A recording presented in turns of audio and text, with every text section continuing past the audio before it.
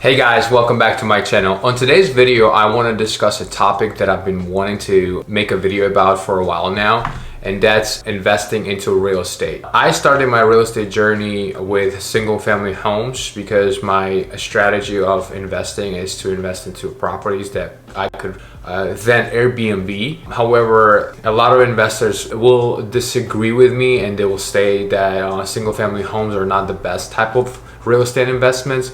Either way, however you take this route, there is no right or wrong. It's all a trial and error. Obviously, if you could learn something from me and avoid the mistakes I've made on this journey, that's great. Like I said, I want to discuss the way I analyze properties and what to look for, what to not look for, and so on. A real estate investment is a great source of building wealth and building a passive income, even though you still have to put in some of your time into it.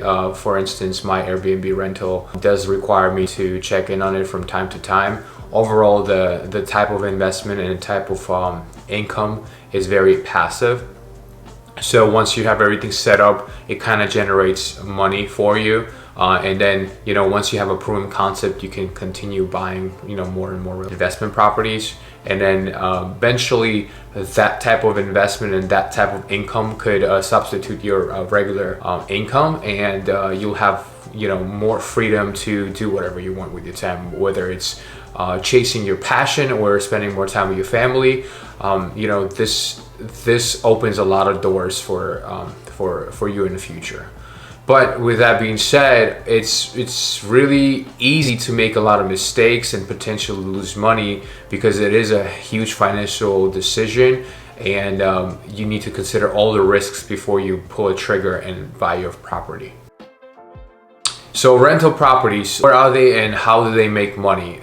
In the real estate world, when somebody buys a rental property, an investment property, they look at two things. They look at either cash flow or what would be your equity in the property. Now, predicting future equity in the property or getting property with existing equity is kind of hard, especially now in these market conditions. However, if you can figure out cash flow of the property and buy the property at the right price and rent it for the right price, that is a great way to go about you purchasing your rental property. Like I said, cash flow is one of the most important things, even though equity is too, but a lot of new investors and seasoned investors concentrate on cash flow. The difference between seasoned investor and new investor is that seasoned investor actually knows how to calculate his cash flow. A lot of newbies sometimes don't foresee all the expenses they might endure during purchase and during holding the property. Unfortunately, some of those mistakes are just not counting for all the expenses when buying the property. So cash flow, how do we calculate it? Well, it's what your property rents for minus all the expenses. And now, like I said earlier, the expenses is what the new investors usually have a hard time accounting for. So what expenses should we expect when we purchase a property? Mortgage payments. Most of the mortgage payments include taxes and insurance. However, if your lender doesn't require that, you need to account for it because you still have to pay for your taxes. And I strongly suggest getting insurance.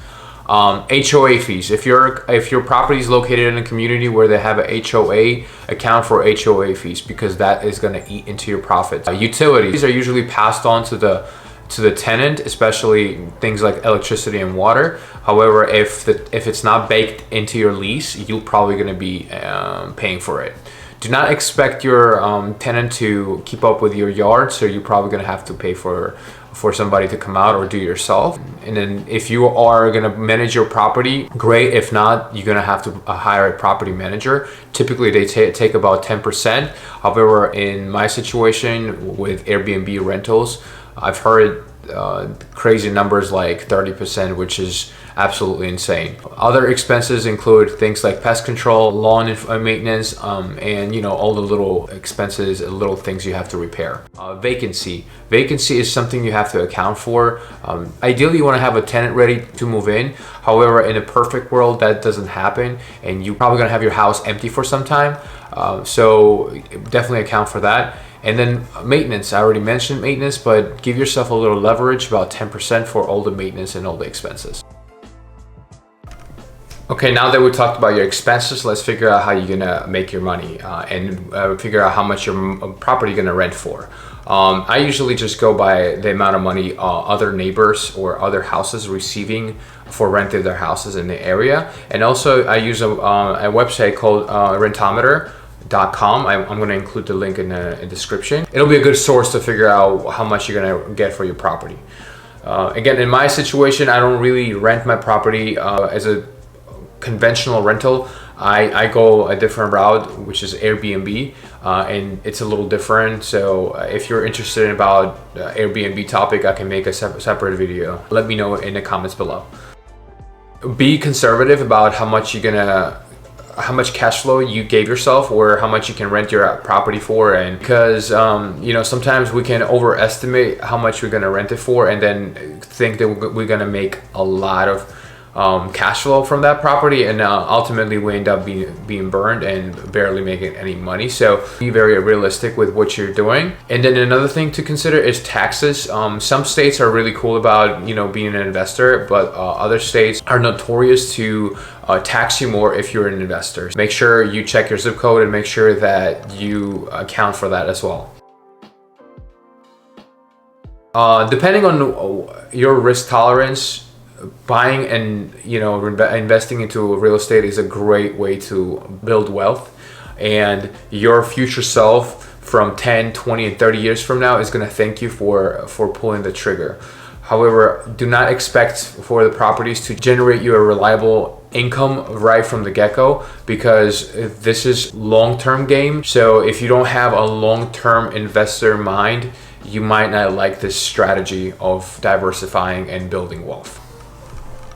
Couple of final thoughts to add to what I already had said. Location is a key too. Depending on where you invest, even though I said earlier it's really hard to predict the future equity of the property. Obviously, like, you could buy a property in a rundown neighborhood and then years from now it becomes a transitional neighborhood, a trendy neighborhood, and then you bank on your investment.